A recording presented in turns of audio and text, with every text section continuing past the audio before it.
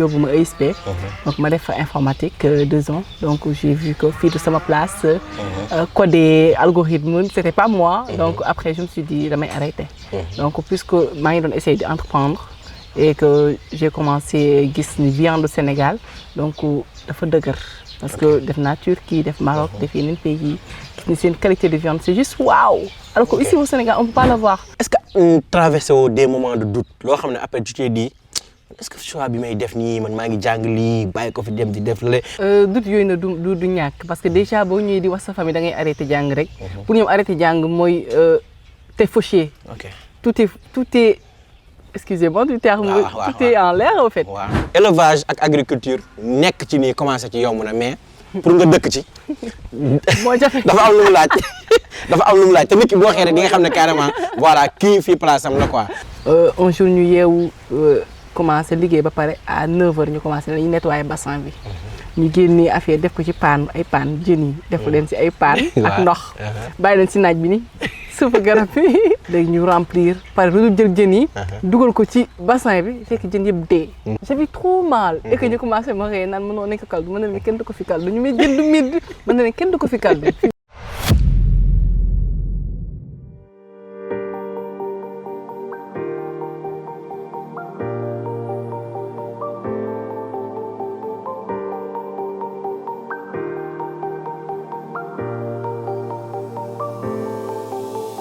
Salaamaaleykum bienvenue sur cette chaîne YouTube Les Bâtisseurs dans votre émission Agro Bâtisseur. Agro Bâtisseur nag concept la boo xamante ne dañuy dem ci terrain bi seeti li nga xamante ne ñoom ñoo nekk ci secteur agricole bi que mu nekk élevage wala agriculture wala agro business waxtaan ak ñoom. Tey nag ñu ngi Ndameloo ku ko dégg sa xel dem ci Arva mais tey seet si wuñ Arva mais beneen jigéen bu brave la ñuy seet si. Jigéen boo xam ne yàgg na ci secteur élevage bi soo ko gisee sa xel dem ci nag soo ko gisee sa xel dem ci xar je veux nommer Madiba. Madiba ñu ngi lay nuyu. ñu ngi lay ziar Thioune. En tout cas merci de nous avoir reçu si sa exploitation fii. Merci beaucoup. ak équipe bu Teranga Créative. macha allah instant yi nag naaj bi dafa xaw a saf léegi dañuy doxantu fee nànk ñu waxtaan ci yow ñi la ñuy seetaan gën a xam exactement kam nooy Madiba. Déjà Madiba bi fu mu jógee. Madiba c'est une histoire d'amour et de famille. Ok. En fait, ça représente les personnes qui ils m'ont soutenu, ils ont cru en moi, donc vraiment, gëm sama projet. Donc ma def leen ko dédicace rek tuddee leen. D'accord, genre seen initiales yi nga jël boole quoi. boole ko. Ok, c'est bien. mu nekk Madiba. Nice. Fan la amour élevage bi jógee. Amour élevage bi nag peut-être c'est inné parce que je suis tout couleur. Donc ma judd gis samay waa kër di yar donc loolu peut-être amour mën na jógee foofu beneen côté aussi Madiba rêve am moo nekkoon soigner aider aimer donc ma bëggoon def médecine mais xam nga Sénégal ay système point moo lay yóbbu ci fac médecine donc j'ai pas eu ces points ñu yóbbu ma ESP donc ma def informatique 2 ans donc j'ai vu que fii de sama place coder algorithme c'était pas moi donc après je me suis dit damay arrêter donc puisque maa ngi doon essayer d'entreprendre et que j'ai commencé gis ni viande Sénégal donc dafa dëgër parce que def naa Turquie def Maroc def yeneen pays gis ni seen qualité de viande c'est juste waouh. Alors que ici au Sénégal on peut pas l'avoir. bu fekkee da nga ko bëgg a lekk si restaurant yi nga xam ne il faut nga dem plat 110 000 pour manger wagyu viande de qualité. Et je me suis dit pourquoi ne pas essayer d'améliorer ce secteur-là. Secteur boo xamante ne la c'est libre et tout. Donc c'est là que j'ai commencé à faire des recherches. Donc lépp mu ngi jóge ci dibi la dibi bu ma jënd mu dëgër donc fa la sama inspiration jógee et on m'a proposé des races après da ngeen ko gis des races améliorées donc à savoir l'Île-de-France et les Dorpeurs. Donc on a commencé dans notre garage familial ma jënd ci bu nekk benn couple avec les races locales mu nekk amélioration extraordinaire donc mu gën a passionnant. nga amélioré ko dafay croisement quoi. ay dès 6 mois rek da ngay gis ni ils atteignaient 60 kilos. mu nekk lu extraordinaire viande bi nag bañ ko abattre ñëpp ne commencé booy abattraat kii ma waaw abattraat woo ma damay jënd et tout donc mu commencé di nekk entreprise bu mag et c'est là que Madiba Farm est né. yow yaa ngi jóge ci informatique bi après ñëw ci élevage bi est-ce que traversé des moments de doute loo xam ne après tu t'es dit est-ce que choix bi may def nii man maa ngi jàng lii bàyyi ko fi dem di def lale parce que peut-être bien évidemment instant yi li nga jàng da lay jëriñ d'une manière ou d'une autre da lay jëriñ sa présence sur les réseaux sociaux da koy wane mais est-ce que moment boobu noonu amoo woon ay moment de doute et bu dee am na aussi nan nga def ba surpasser ko. doute yooyu na du ñàkk parce que déjà boo ñëwee di wax sa famille da ngay arrêté jàng rek pour ñoom arrêté jàng mooy t'es fauché. ok tout est excusez-moi du terme, tout est en l'air en fait. lépp yàqu na et que soo jàngul tu n'es rien. pourquoi xale nga da nga war a jàng si nga war a concentré wu. donc yooyu noonu ngay dégg ça te fait peur. mais boo gëmee ni yow tu peux le faire. donc doute yooyu noonu mën nga ko jànkonteel parce que doute moom ala kulli yàlla dina am mais yow yaay xool nan nga koy surmonter parce que des fois sa entourage comme dina am ñu lay daan noonu da nga war a jàng mais dina am ñu lay soutenir mais Madipa vraiment dafa amoon ñu ko soutenir ñu ko gëm ñu ko accompagner donc pour mu réaliser xeetu. macha allah tey boo doon résumé Madipa Farm tey en quelques phrases lan lay doon tey koo xam ne xamula musulaa gis ñëw rek taxaw lan nga koy wax. Madipa Farm dama koy naan discipline déjà. Persévérance, endurance, abnégation. donc moo ko résumé ba tey mu agsi fii. ok en tout cas loolu la woon pour ñi nga xam ne peut-être amuñu woon occasion wu xam Madipa xam exactement mindset bi parce que élevage ak agriculture nekk ci nii commencé ci yomb na mais pour nga dëkk ci. moo jafe dafa am lu mu laaj. dafa am lu mu laaj te nit ki boo waxee rek di nga xam ne carrément voilà kii fii place am la quoi léegi nag li ñuy def mooy dañuy dugg ci exploitation bi nga visiter ñu. peut-être ñu xool de base fii lan ak lan moo fi nekk li nga xam ne peut-être principalement moom mooy say activité quoi. donc comme ni ma la ko waxee woon sànq Madipa Farm dafa commencé woon ci amélioration génétique de la race locale. elle a commencé avec les ovins. donc ak les caprins. moom lañ commencé woon def ko suñu garage familial mu commencé dox et on a essayé de trouver une ferme. et en tant que jeune on n'a pas les moyens nécessaires pour acquérir directement une ferme. donc borom ferme bu ñu ko ñëwee gis waxtaan ak moom tegal ko suñu projet. mu gëm ñu ànd ak ñun. jox ñu ko paiement plusieurs mensualités. ñu liggéey di ko fay. donc ba ñëwee suñu vision gën a large. donc ñu jógee ci amélioration génétique de la race locale des ovins. donc commencé di gën a élargir. si nañ tabax suñu bassin bi moom moo ci topp après xar yi parce que dama ñëw ñu visité loo ma yeneen ferme ma gis fa jën affaire bi nekk extraordinaire maintenant ma commencé avec sama bassin bi ndaw bi si derrière après ngeen jël ko donc ñu mayoon ma 10 jën donc 10 ay tilapia yu mature ma ñëw ñu commencé jur après 2 mois 3 ils étaient 117 donc saa yi ma daan liggéey ba pare nekk ci xar yi y avait rien à l'époque xar yi rek ñoo fi nekkoon ak bëy yi damay ñëw toog si jën yi jox leen ñu lekk ma leen di xool c'était beau comme aquarium en fait bu setee ñu toog un moment léegi gisatuma jën yi mu lëndam pour juste vous dire que l'importance de se former avant ngay dugg ci dara j'avais pas de formation amul mu ma ci dugaloon topp sama passion donc ma leen di alimenter après un jour la mu lëndam gisuma leen ma invité samay mag ay samay yenn xarit donc di ñëw un jour ñu yeewu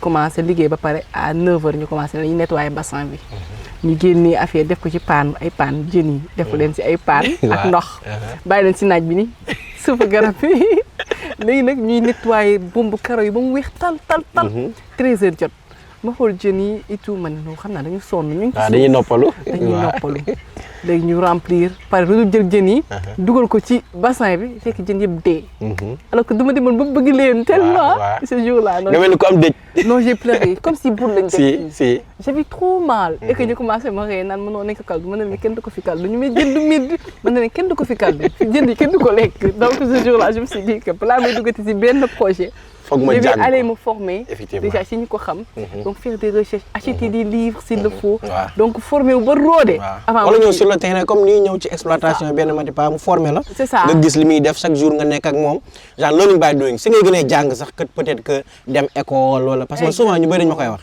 may leen peut-être yow bu dee amoo 2 3 5 ans yow mën a demee école xamal li nga bëgg a def exactement nga dem ci ki koy def nga nekk ak moom nga tarbiye ko voilà wala du ñàkk par exemple benn Madipa de temps en temps day lancer ay formation nga dem bokk si parce que Madipa du la yóbbu ci classe yi da lay wàccee sur le terrain ngeen jàng vraiment léegi tey avec le recul ak l'expérience la moo rayoon poisson yi. parce que poisson yi déjà kenn du leen manipuler ci naaj bu tàng. ndox bi ñu leen defoon donc doyul pour cette quantité. donc là on a appris que booy manipuler poisson yi il faut le faire avant 7 heures du matin balaa naaj bi di génn. ou bien le soir de préférence soir sax moo ci gën. parce que soir naaj bi du tàng day gën a di kii donc naaj bi nga leen teg ndox bu tuuti tilapia ils sont trop fragiles. donc ils n'ont pas pu survivre. voilà loolu expérience beneen point bu nga xam ne bëggoon naa si ñëw aussi balaa ñoo dem fële mooy sànq yaa ngi wax nga ne exploitation bi bi nga def acquisition bi da nga ñëw vraiment propriétaire bi yombalal la paiement bi et tout tey buy gis Madipa il doit être fier de xanaa. ouais il m'appelle tout le temps il dit Madipa mais Madipa xar yi yàpp fu mu toll ba da nga yow dañ la koy faciliter. dañ la koy yombal waaw vraiment il est fier dafay jaar de temps en temps. donc ku baax la ñu ngi koy nuyu. de passage. ok ñun aussi ñu ngi koy nuyu parce que loolu aussi ça fait plaisir di gis ne am na ñoo xam ne vraiment ñu ngi jàppale jeunes yi. peut-être ci voilà yu bari parce que tey Madipa ko xool xam ne du mag.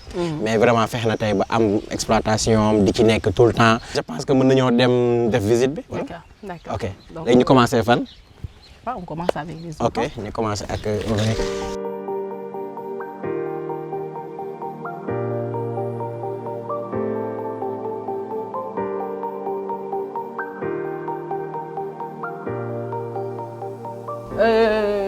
yii mooy quelques races yi ñu fi desee donc ci amélioration génétique bi maintenant avec les tchadiennes on n'a pas beaucoup de problèmes que les laadum bu ñu leen croiser junior reste tranquille bu ñu leen croiser ak laadum yi en général on a des problèmes bu ñuy génne bu ñuy juddu seen butitu njurukaay yi des fois day ñëwaat pour ne pas être technique laadum loolu dañuy dal xam nga laadum des fois dañuy am yoo xam ne dafay sew et tout effectivement donc te ñii seen doom yi dañuy xëy mais avec des tchadiennes on n'a jamais eu ces soucis.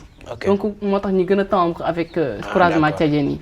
en plus bu dee tchadienne bi donc boo gisee tchadienne bi ak bii doo mën a gis différence yi bu baax. day mel ni race mère bi la. waaw effectivement day mel ni ñoom ñoo. parce que boo gisee bii ak bii sorante wuñ ci apparence dafa watu. ok dafa watu des fois day bëri karaw comme junior. len bi quoi. donc pour man ce sont les meilleurs croisements qu'on a eu à faire. donc là du junior nan la. léegi kon bii Dorpeur la ah. non bii Île-de-France. Île-de-France la. waaw ok ban mooy Dorpeur. waaw 100%. Dorpeur yi ñoo ngi fee. ñu ngi fële. waaw ok léegi mën nga jël Dorpeur la. bii ah waaw mais daal di. waaw ok léegi Île-de-France yi nan nga ko fi nga ko jëndee da nga ko importé. waaw Île-de-France yi dañ ma booleeg sama benn collaborateur. ok bu ko importé woon moom ma ko jaay. ok moo la ko jaay. donc léegi comment ça passe amélioration wu race bi. man moom waa est-ce que doo leen noppi. qu'est-ce qu'il y a. dañ laa namm. ah vous êtes impoli hein. wala ñuy siis.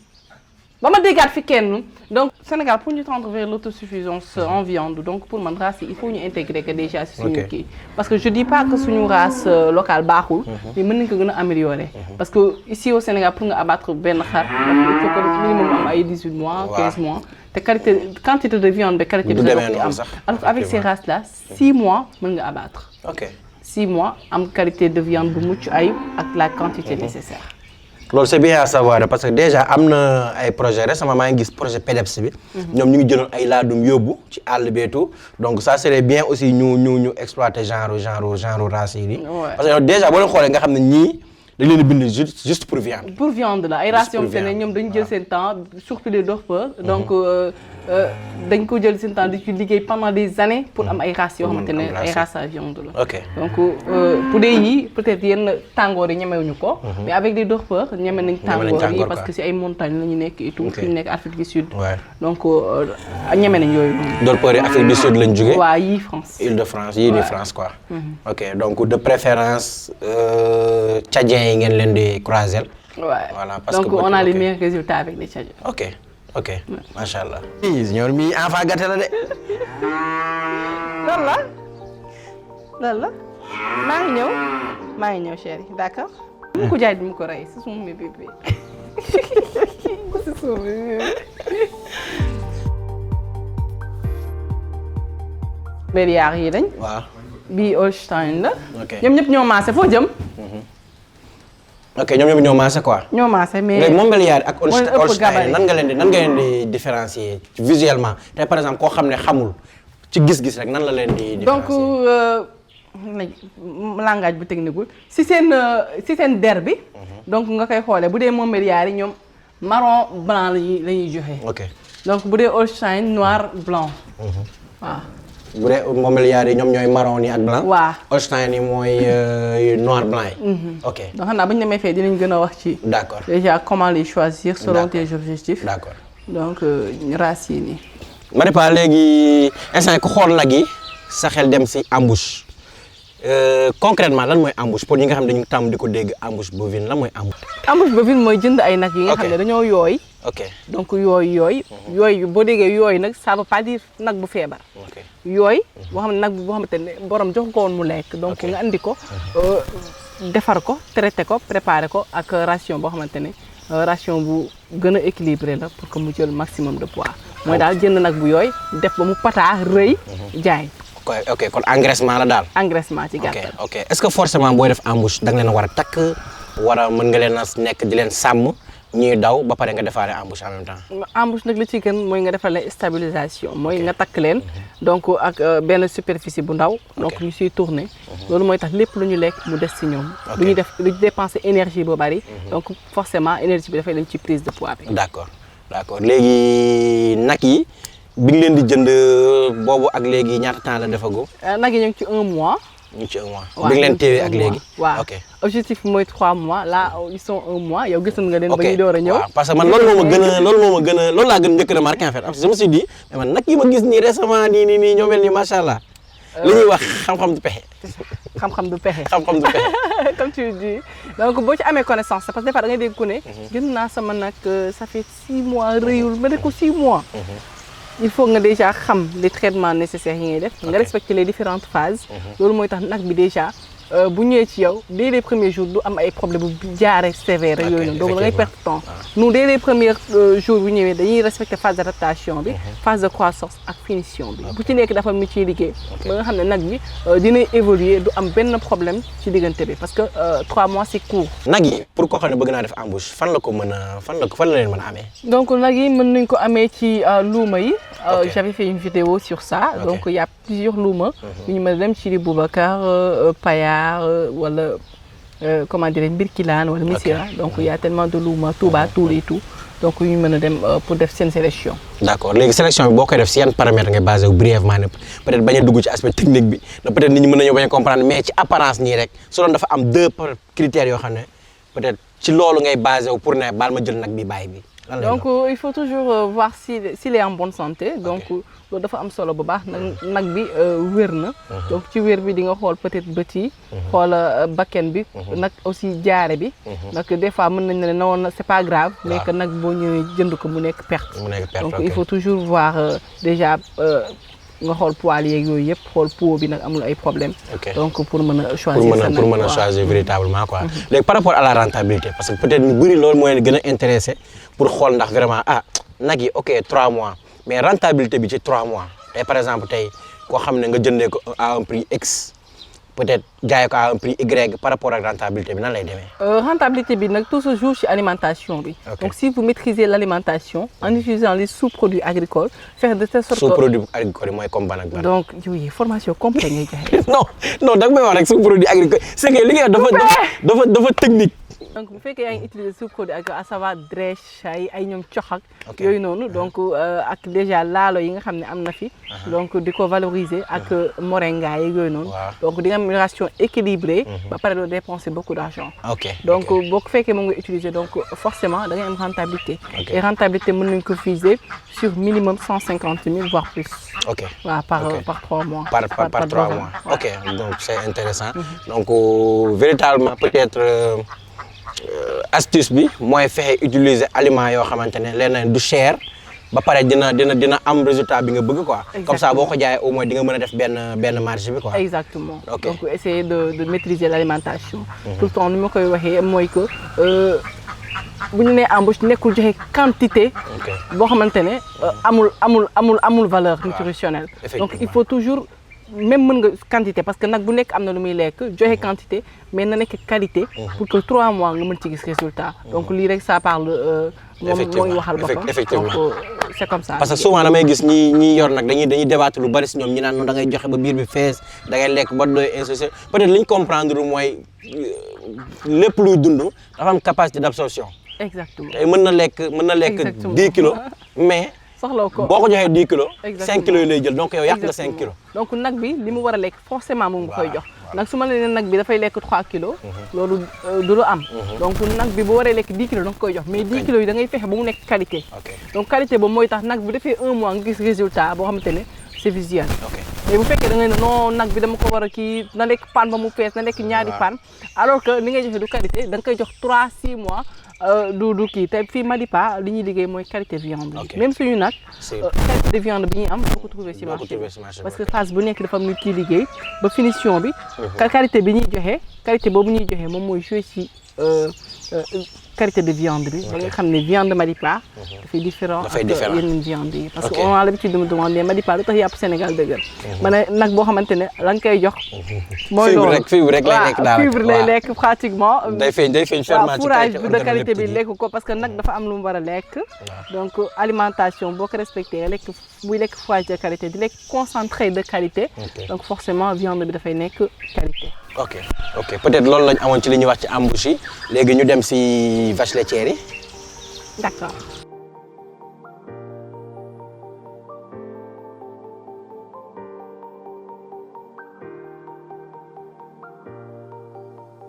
ñu ngi ci vache laitière yi voilà donc est-ce que mën nga ñu présenter véritablement yan vache laitière ñoo fi nekk.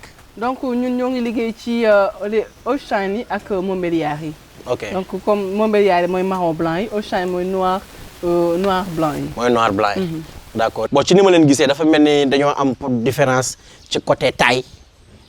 waaw pour des Holstein ñoo gën a géant gën a njool. Montbéliard yi ñoo gën a daaju gën a kii parce que ce sont des races à la fois viande et lait. ay races mixtes lañ. des Montbéliard donc bu dee Holstein yi. donc ce sont des races 100%. yéen yàq émission yi waay. Montbéliard ce sont des races 100% lait. ok mais yii races mixtes lañ. à la fois lait et viande. ak viande waaw. donc kon Holstein yi ñoom ñooy gën a def production. waaw seen production moom moo gën a bari ñoom il faut aller ici au Sénégal jusqu'à 25 litres de lait. jusqu'à 25 litres au Sénégal. mais à l'extérieur ils font plus. mais bu fekkee ñi ils te font 18-20 litres de lait. donc pourquoi ñu mixé ko les deux Holstein laittam donc amul gras bu bari. donc am na lait bu bari. mais amul gras alors que ñu dañuy def transformation. bii nii dafa am gras bu bari.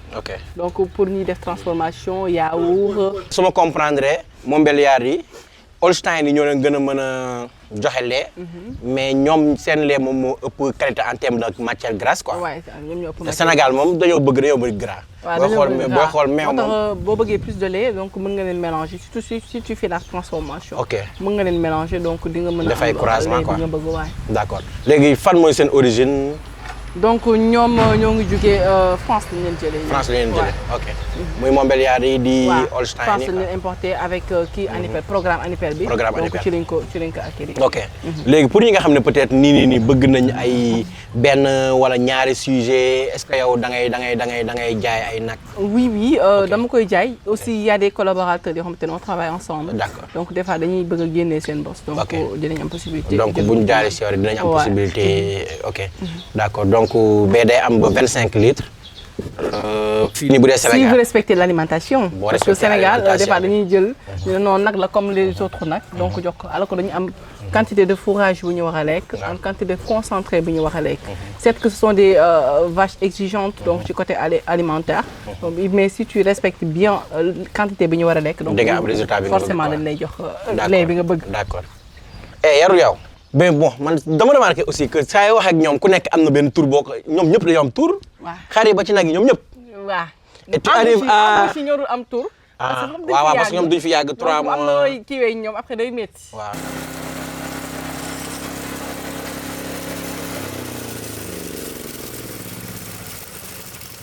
donc fii la ñuy defee suñu composition alimentaire. yi ñu war a wal ñu wal ko pour mu nooy. pour que ñoom ñu am capacité ingérer ko. donc après ñu defar suñuy composition de sorte que ça soit équilibré. voilà donc te composition bu nekk de différent par rapport aux besoins yi bu dee meew la bu dee pour kii la ok. exactement bu dee ginaar la bu dee embûche bi la li ngay soxla bu dee xar yi aussi lan ngay soxla ci protéine énergie ak minéraux yi ci jëm. te man moom kuy def élevage dama naan balaa ngaa formé wu ci dara formé wul ci lii. parce que lii mooy lépp. mooy lépp mën nga am nag bu baax mën nga am ginaar bu baax mais du def résultat bu dee alimentation bi normale. exactement te Sénégal fii nii c'est ça notre problème en fait. équilibré moom da ngay toog di kii rek. benn ku ci nekk dafa am lu muy war a lekk. ku nekk dafa am lu muy war a lekk quantité bi mu ci war a lekk. donc pour nga gis résultat. ak par rapport ak fi mu toll. exactement ay seex na dañuy dem embauche. waaw donc dañ leen fi teg nii dañuy préparer bu ñu amee 10 mois donc dañuy dem embauche. bu ñu amee ñaata mois. 10 mois. 10 mois dañuy dem embauche. ma yóbbu leen embauche waaw. ok léegi. benn bi góor la benn bi jigéen la. léegi bu jigéen bi da nga koy yóbbu embauche. waaw lu tax doo ko yóbbu pour meew bi. parce que dafay stérile mënul am doom. noo xamee. parce que dafa judd ci phénomène Free Martin. Free Martin. waaw mooy lan. donc il faut savoir que vache bu ëmbee ay seex. waaw benn bi nekk góor benn bi nekk jigéen si biir biiram bi dafay am ay développement hormonal yoo xamante ne ci bu góor bi bu amee ay développement hormonal day bloqué bu jigéen bi bosu bu jigéen bi. de ce fait bu jigéen bi dafay am ay hormones pratiquement bu ma ko mënee waxee noonu. hormone góor lay am. bu juddoo du mën a am doom. à 99%. ok donc vache bu am ay seex góor ak jigéen à 99% bu jigéen bi day stérile. waaw c'est ça. moo tax c'est très important booy jënd. nga jënd nag boo xamante ne xam nga pédigré bi. sinon dinañ la jaay di nga tombé koo xamante ne dina la jaay bi nga toog di xaar am ci doom te du ci am. ok donc inséminé ba sonn wala mu tëb ba sonn du koy am. parce que ci phénomène boobu la génnee. wala nga jënd vache boo xamante ne c'est gestante. loolu aussi c'est vraiment bon à savoir. léegi balaa ñuy wax si bassin bi. tey yaa ngi yor fi ay nag te ku wax nag wax alimentation surtout matière sèche bi. tey même ñi yor ay xar sax da ngay gis ñuy jooy ngooñ bi dafa cher te même ministre sortant bi récemment maa ngi koy gis si benn vidéo muy expliquer que mënoo génn ci élevage te produire sa foin donc yow comment nan ngay def concrètement da ngay jënd da nga am ay collaborateur da ngay bay wala nan ngay def pour mën a alimenter tey tet yi fi nekk yëpp. donc li may def mooy que déjà j'essaie nawet bi jotee. ma bay maximum ngooñ. pour samay xaar. donc aussi ma bay ensilage de maïs. hormis ça damay wër tool yi nga xam ne côté bi ci kaw jëm njegéen ak yooyu noonu yëpp dañuy am ay toolu mboq. donc bu ñu paree bu ñu jëlee seen mboq soxlaatuñu kii bi fourrage bi. donc moom laa jël yëpp broyer ko yóbbu samay machine foofu broyer ko conditionné ko. mu dem 1 an donc bu nawet ñëwaatee je fais la même chose. damay am sama culture fourragère donc mooy sama fourrage de qualité ensilage de maïs. aussi am sama ngooñ bu may stocké. am sa ngooñ. lii mooy pisciculture ku ko dégg ne mbayum jën. parce que ñu bëri boo leen déggee dañuy yaakaar ne peut-être mbay moom boo ko déggee rek mooy xam nga lépp lu jëm ci suuf mais am na mbay da ngay bay ci ndox parce que mbay mooy élevage de manière générale. bii mooy mbayum jën. élevage jën yarum jën. voilà ñu gën koo xam ci pisciculture. et que voilà tey boo ñu doon définir peut-être ñi ñuy seetaan te xamuñu lu bari ci pisciculture lan nga leen di wax ci pisciculture. comme ni nga ko waxee yarum jën. donc jën yi am na ay jën yoo xamante ne dañ leen mën a yar ci ndox bu duu. ndox bu dul boo ko déggee mooy ndox boo xamante ne amul xorom. du ndoxu géej. donc nga yar leen ci ay conditions mën nga leen yar ci ay bassin yi ay étangs bassin hors sol yu ñu mën a defar ay bâche yooyu noonu. donc bu ñu amee 6 mois nga mën leen génnee wala 4 mois donc jaay am sa xaalis am sa revenu wala nga jaay nga génnee dundee. donc mu nekk élevage bu mucc ayib parce que da ay jën yoo xamante ne la nangu nañ conditions yi donc il faut juste nga xam ndox bi nga yor ndox bi bañ a am xorom. nga moytu ndoxu robinet bi parce que ndoxu robinet bi dafay am chlore da leen di rey. donc bu fekkee da nga koy utiliser nga def ko ci benn réservoir ubbi ko ndox bi chlore bi naaw 24 heures. donc à 3 jours donc nga door ko utiliser ci say jën. donc il faut juste nga am ci connaissance élevage bu rentable la parce que jën moom nekkoon nañu ay jamono yoo xamante ne jën bëriwul woon. te yii nii c'est très demandé kilo bi mën nga ko jaayee minimum à 2000 francs. ok minimum à 2000 francs. waaw minimum. ok léegi par exemple bassin bu toll nii si récolte bi en quelque sorte ñaata kilo nga ci mën a am. donc fii nii on récolte chaque 3 à 4 mois. parce que nekkul différents bassins donc si tu le fais de manière intensive donc am nga possibilité def bassin de reproduction et tout. moom ay alevin mooy kii yu ndaw yi quoi. reproduction avec engraissement donc fii puisqu'on fait ça pour que mu permettre ñu arroser déjà suñuy kii il faut savoir que ndox bi dafa riche en fertilisant. donc moo ñuy permettre ñu arroser déjà suñuy plante en même temps ñu am ci revenu. donc chaque récolte mën nañu récolter ay 50 maximum 100 kilos. ok d'accord macha allah léegi maa ngi gis am na ndox buy dugg ndox bi day dugg après bu génnaat wala lan.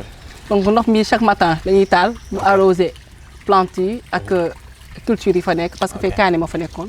donc dafa jeex saison bi donc mu arroser plantes yi ak culture papaye yi. ndoxu jën bi comme dafa riche. moom ngay utiliser comme fertilisant voilà nga xam ne du doon ndox kese quoi déjà ndox la boo xam ne déjà am na ay engrais wu boppam ba pare. parfait voilà donc de ce fait doo soxla engrais beneen boo ciy def. donc culture bi moom mooy gën a gaaw que culture bi ngay def ak ndox naturel. donc parce que ndox bi dafa riche en nutriments. donc moom la ñuy jël di ko arroser plantes yi ak culture yi ñuy def yëpp. directement mooy naanaa yeeg piment yi ñuy def fee. papaye yi ak limon yeeg yëpp moom mooy arrosé. donc bu paree ñu rempliraat ko ba 18 heures. c'est comme ça ndox bi day renouveler wu. chaque jour. am na ku ma mës a laaj aussi di ma wax ne ma bassin yi damay gis ne day verte mu jàpp ne saleté la peut-être ma ne ko non en fait verte boobu muy verte ay algues la. te algues yooyu sax dafa baax ci ginaar yi. dafa baax ci ñoom dañ koy lekkaat day wàññi sa alimentation. moo tax ma ne la bu fekkee da nga nekk intensif donc ñi nga xam ne dañuy élevage intensif ñoom seen ndox bi day leer. parce que ñoom lépp ñoo koy apporter.